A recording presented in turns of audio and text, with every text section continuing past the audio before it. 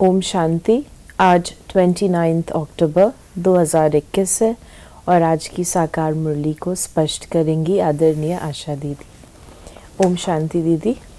ओम शांति। बाबा ने कहा, मीठे बच्चे, तुम्हें अब आवाज से परे जाना है, इसलिए मुख से शिव शिव कहने की भी दरकार नहीं है। बाबा स्वयं साइलेंस, और इसका अनुभव हम करते हैं जब बाबा की पधरामणी होती है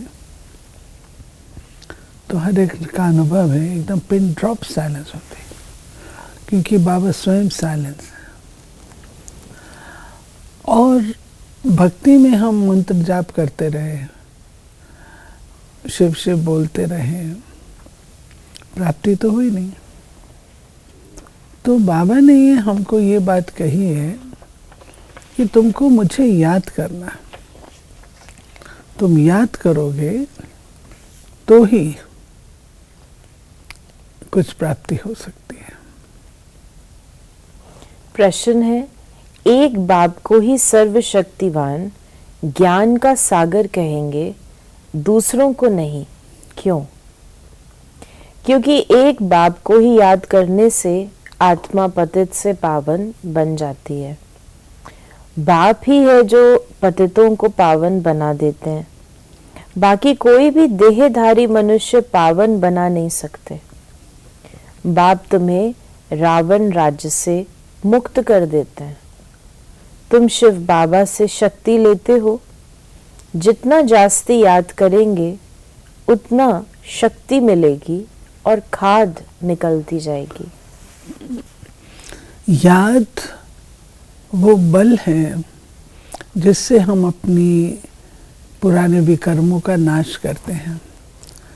तो जितना जितना बाबा को याद करते रहेंगे आत्मा में शक्ति आएगी, विकर्मों का हम नाश कर सकते हैं। तो बाबा ने ये बात हमको समझाई है कि याद से खाद निकलती है। खाद बाबा कहता है जो मिक्सचर है, पुराने संस्कार। गीत है ओम नमो शिवाय। ओम शांति। मीठे मीठे सिकी लदे बच्चों ने भक्ति की महिमा सुनी। तुम महिमा भी गाते थे, अब महिमा नहीं गाते हो और न तुम्हारे लिए महिमा की जरूरत है। जो भगत करते हैं वो तुम बच्चे नहीं कर सकते हो।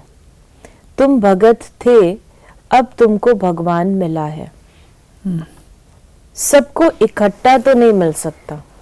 ये बाबा ने कहा तुम भक्ति करते रहे, पर तुम भगत थे, तो भक्ति का फल है भगवान। अब तुमको भगवान मिला, तो भगवान मिला उसके बाद हमारी दौड़ पूरी हो गई? नहीं, भगवान मिलने के बाद हमारी रेस और शुरू हो जाती है, क्योंकि अंडरस्टैंडिंग हो जाती है। तो पुण्य कर्मों की कमाई करने का साधन मिल जाता है।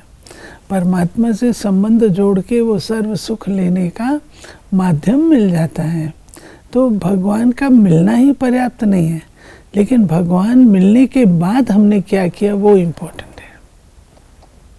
बाबा ने कहा कि सबको इकट्ठा तो नहीं मिल सकता।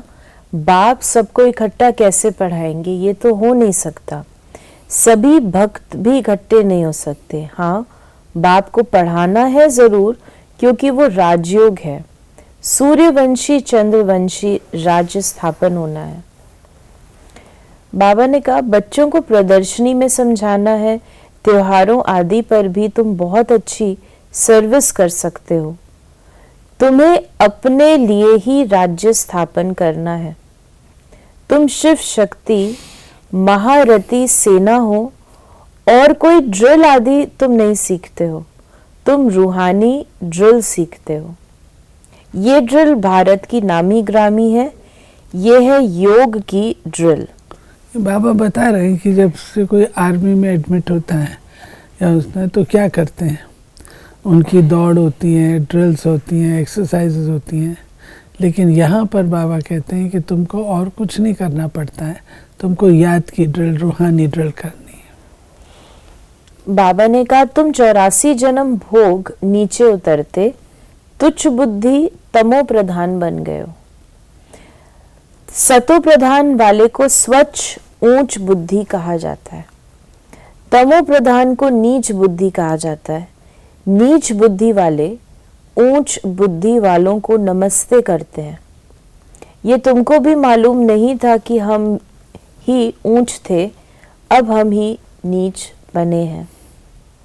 बाबा ने समझाया है, जिसने पहले नंबर में जन्म लिया होगा वही सतो प्रधान बनेगा। 84 जन्म भी सूर्यवंशी ही लेंगे। अब तुम समझते हो हम विश्व के मालिक थे तो पावन सतो प्रधान थे, पतित थोड़ी विश्व के मालिक बन सकते हैं। बाबा हिस्ट्री सुनाता है कि पहले तुम क्या थे, फिर तुम क्या बने। और बाबा ने कहा पावन दुनिया जो कि सतो प्रधान दुनिया है, संपूर्ण निर्विकारी दुनिया है, संपूर्ण पवित्र दुनिया है, उस जहाँ निर्विकारिता है वहाँ पर ये पतित लोग थोड़ी जा सकते हैं। उनका तो पावन देवताओं का परछाया सृष्टि पर नहीं पड़ता, तो पतित मनुष्य आत्माओं का परछाया भी वहाँ नहीं पड़ता। ये भी बच्चों को समझाया है कि ये ज्ञान अति सहज है, इससे सहज कोई बात होती नहीं। बाबा रहम दिल है ना। बाबा जानते हैं बच्चे भक्ति में धक्के खा खा कर थक गए होंगे, इसलिए दिखाया द्रौपदी के पांव दबाए। बाबा के पास बूढ़ी बूढ़ी माताएं आती हैं। बाबा कहते हैं तुम भक्ति के धक्के खाकर थके हुए हो, इसलिए बाबा अभी तुम्हारी थक सब दूर कर देते हैं। क्या है कि भक्ति मार्ग में हम लोग कहाँ गए, लेकिन हाथ कुछ नहीं लगा। ज्यों दवा की त्यों रोग बढ़ता गया और प्यास और अधिक होती गई कि मैंने ये भी कर लिया, ये भी कर लिया, ये भी कर लिया, तो मन तो उदास हो जाता है ना कि आखिर भी है क्या। तो फिर बाबा कहते हैं जब मैं आकर के तुमको मिलता हूँ, परिचय देता हूँ, तुम्हारी वो सब थकावट मिट जाती है, ठिकाना मिल जाता है, तुम्हारे में बल भरना शुरू होता है, शक्तिशाली बनते हो।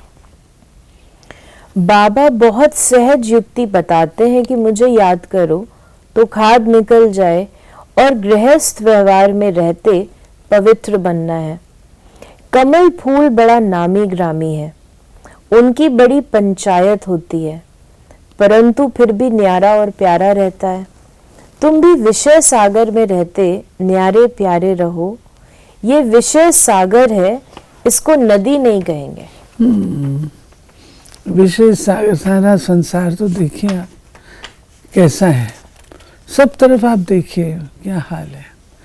कहीं पर अगर थोड़ा सा भी सुकून मिल जाता है, कुछ अच्छे लोग मिल जाते हैं, अच्छे थिंकिंग वाले, तो ऐसे लगता है जैसे रेगिस्तान में ओएसिस हो। बाबा ने कहा कि तुम बच्चे अभी कितना समझदार बनते हो, इसी समझ से तुम महाराज कुमार बन जाते हो। तुमको तो बहुत खुशी होनी चाहिए, पुरुषार्थ करना चाहिए। बच्चा अथवा बच्ची दोनों की आत्मा को पुरुषार्थ करना चाहिए। लौकिक संबंध में बाप का वर्षा सिर्फ बच्चों को मिलता है, बच्ची को नहीं। यहाँ सब आत्माओं को वर्षा मिलता है, क्योंकि आत्मा है ना, तो बाबा ना मेल ना फीमेल देखते हैं, आत्मा को देखते हैं। और आत्मा के हिसाब से हम सब उनकी संतान है, तो बाबा कहते इक्वल राइट्स हर एक को है।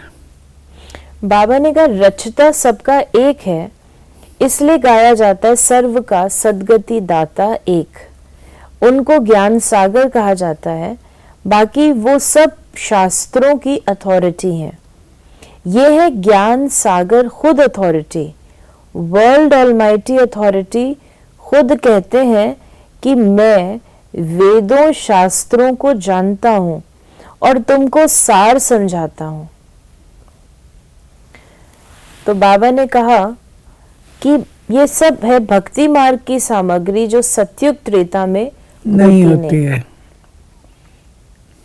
फिर बाबा ने कहा कि तुमको रात दिन यही फुरना रहना चाहिए कि पतित से पावन कैसे बने, तमो प्रधान से सतो प्रधान बन जाए। माया के तूफान आएंगे, बाबा कहते हैं खबरदार रहना चाहिए, तुम्हारी माया के साथ युद्ध है। फालतू विकल्प बहुत आएंगे, जो कभी अज्ञान में नहीं आए होंगे वो भी आएंगे। तुम युद्ध के मैदान में हो, मेहनत सारी याद की यात्रा में है। फिर बाबा ने कहा, बाबा हम बच्चों को बताते हैं कि बच्चे जब मैं पढ़ाता हूँ तो ये ऑलरेडी जो एग्जिस्टिंग आपकी हालत है उससे बिल्कुल विपरीत है, जैसे नॉर्थ पोल और साउथ पोल, कहाँ बिल्कुल विकारी और बाबा बिल्कुल निर्विकारिता का ज्ञान देते हैं। तो नेचुरली जब आप उसकी धारणा शुरू करेंगे तो युद्ध तो होगा। तो बाबा कहते हैं युद्ध होगा, लेकिन तुमको युद्ध में हारना नहीं है। महामंत्र है मन मना भव का, उसका साथ लो तो तुम इस युद्ध को जीत लोगे। अच्छे संस्कार वालों की महिमा गाते हैं, बुरे संस्कार वालों को कहते हैं पापी नीच। बाबा पवित्र बनने की सहज युक्ति बताते हैं, मनसा वाचा कर्मणा, किसको दुख नहीं देना है, अपने को भी दुख नहीं देना है। कोई भी विक्रम चोरी आदि नहीं करना है। अगर कहाँ झूठ बोलना पड़ता है तो बाबा से राय पूछो। सबसे बड़ा पाप है काम कटारी चलाना, वो मत चलाओ। बाबा देह अभिमान वश जो हम विकारों में डूबे पड़े थे उससे जब निकालते हैं और हमको समझ देते हैं तो सबसे पहले बाबा कहते हैं अपनी सुरक्षा करो इन शत्रुओं से। आत्मा ही अपना मित्र अपना शत्रु है और कोई आपका शत्रु नहीं है। ये भी जानते हो जो ब्राह्मण बने थे वही ब्राह्मण बन फिर देवता बनेंगे। देवताओं में भी प्रजा आदि सब बनेंगे। सबको अनादि पाठ मिला हुआ है। सृष्टि भी एक ही है, वह चलती रहती है। God is one, creation is one, वही चक्र फिरता रहता है। मनुष्य खोज करते हैं, देखें मून में क्या है, उनके ऊपर क्या है। उनके ऊपर है सूक्ष्म वतन, वहां क्या देखेंगे, लाइट ही लाइट है। बाबा कहते हैं कि मनुष्य के अंदर एक क्यूरियोसिटी होती है, जो उसके पास है उसकी डेप्थ में नहीं जाता है और जो उसके पास नहीं है उसके पीछे दौड़ता है। जैसे मून पर जाने की कोशिश करेंगे, जुपिटर पर जाने की कोशिश करेंगे, सूक्ष्म वतन में जाए, वहाँ पे क्या दिखेगा, लाइट ही लाइट है ना, और तो कुछ है ही नहीं वहाँ। तुम सब आशिक हो। अब माशूक तुमको कहते हैं, मामेकम याद करो तो अमरपुरी के मालिक बन जाएंगे। फिर बाबा ने कहा कि कलयुग में ढेर मनुष्य हैं, सतयुग में थोड़े, तो विनाश जरूर होगा, इसलिए महाभारत लड़ाई सामने खड़ी है। वरदान है आज का, मनन द्वारा बाप की प्रॉपर्टी को अपनी प्रॉपर्टी बनाने वाले दिव्य बुद्धिवान भव। बाप द्वारा जो भी खजाना मिलता है उसे मनन करो तो अंदर समाता जाएगा। प्रॉपर्टी तो सबको एक जैसी मिली हुई है, लेकिन जो मनन करके उसे अपना बनाते हैं उन्हें उसका नशा और खुशी रहती है। इसलिए कहा जाता है अपनी घोट तो नशा चढ़े। जो मनन की मस्ती में सदा मस्त रहते हैं उन्हें दुनिया की कोई भी चीज उलझन आकर्षित नहीं कर सकती। देखिए कोई चीज होती है, आप जैसे कोई मिठाई खाते हैं, मिठाई खाने के बाद आप उसका रस लेते हैं ना। एक है मिठाई, दूसरा मिठाई आपने खाई, खा के उसका जो रस मिलता है आपको, वो आपको पुनः उस मिठाई के लिए आकर्षित करता है। तो ऐसे ही ज्ञान जितना हम सुनते हैं, जब तक हमने इसका मनन नहीं किया है, ज्ञान सुना मनन नहीं किया, तब तक हमको रस नहीं आएगा, और रस नहीं आएगा तो और सुनने की इच्छा नहीं होगी। तो बाबा ने कहा उन्हें दिव्य बुद्धि का वरदान स्वतः मिल जाता है। स्लोगन है, मन की उलझन को समाप्त करने के लिए निर्णय शक्ति को बढ़ाओ। डिसाइड करें ना, ये करना है ये नहीं करना है। तो ये थे बाबा के आज के महावाक्यों का स्पष्टीकरण। यदि आपके मन में कोई सवाल है तो आप मैसेज या व्हाट्सएप करें 8826599309 पर। ओम शांति।